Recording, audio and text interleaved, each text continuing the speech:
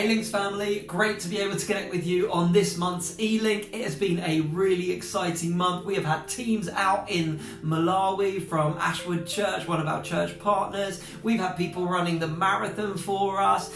It's always such an exciting, inspiring day to go up and support our runners who run in the London Marathon. And this time was no exception. It was very, very busy and it was very hot. I know that our runners really felt that heat as they were doing those 26 miles around London. And one of the things that I noticed on that day was how important it is to be clothed for purpose, to be dressed for the purpose of what you are doing. Whether that was for the runners who were running, but also for the spectators. So I had gone and I was prepared. I'd gone with my youngest son Seth, and made sure that we were wearing enough clothing, but was not expecting the heat to be as hot as it was. And so I had my jumper, I had my jacket, and it didn't take long for me to no longer be needing those things and for those things to be in my backpack that I was carrying around.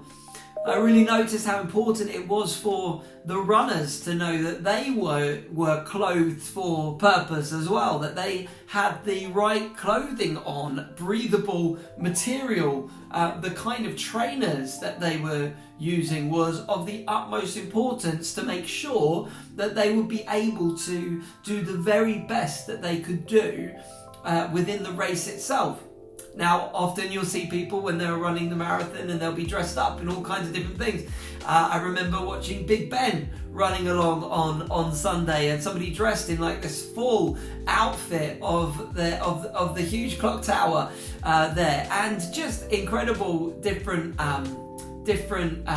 costumes and things that people were running in. But clothing is so important. And we recognise this, don't we, when we turn up at something in the wrong clothing, when we arrive somewhere and we're not actually wearing what would be expected.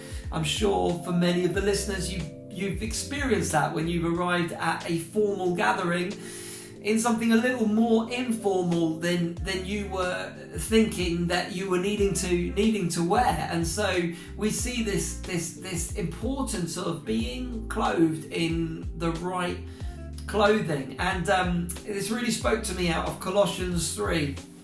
In Colossians 3, the Apostle Paul says to the church community there, he talks to them about the importance of clothing, and he says, "Therefore, as God's chosen people, holy and dearly loved, clothe yourself with compassion, kindness, humility, gentleness, and patience.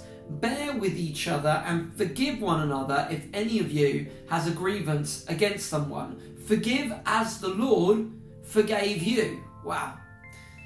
"And over all of these virtues, put on love, which binds them all together in perfect unity."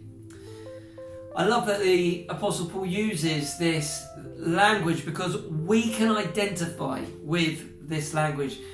In the UK, we're at the time of year where spring is coming and the weather is changing. It's beginning to get warm, and at this time, often we kind of go through our wardrobes and we look for clothes to give away. We look for things to hand on to bless other people, and we go through that kind of almost like a clothing audit. And I think that it's so important that we do that in our own lives, in our spiritual life as well. In fact, before this moment, Paul talks about not being clothed with malice or greed or envy or all of these other things that so often we allow ourselves to be clothed with, but yet to be clothed with Christ. The purpose that you and I have to live out the mission of Jesus, to be the hands and feet of Jesus in the world, means that we are to be dressed very differently, that we are to look different, that we are to clothe ourselves with what he has given to us so that we can run. In fact, I love that verse in Hebrews, and it kept on coming up in my mind as we watched those runners during the London Marathon, where it says, "Therefore, since we are surrounded by such a great cloud of witnesses, let us throw off the sin that so easily entangles us, and let us run with perseverance the race that is set before us, looking to Jesus, the author and the finisher of our faith. That's what you and I are called to do. This is the race that he has called us to run. You and I are called to change lives and transform communities. We in Links believe that we are in it together to connect people, to confront poverty, to create potential. We can only do that together. We can only do that when we choose to be clothed with the clothing of Christ, with what he has clothed us with, so that we can run this race the way that he's called us to. Finally, at the London Marathon, you see people and they have their names on their t-shirts and they are running, and they are, there are moments where you can tell that they've hit the wall and they just think, am I going to be able to carry on running this race? And the roar of the crowd just begins to swell as their names are called out, and it gives them that second wind to keep on running. May you be encouraged today, as you are clothed with Christ, as you are clothed with his love, to keep on running, to keep on going, to keep on stretching out in this race that he has called us to run. And as we do that together, I believe that you and I can change the world. God bless you.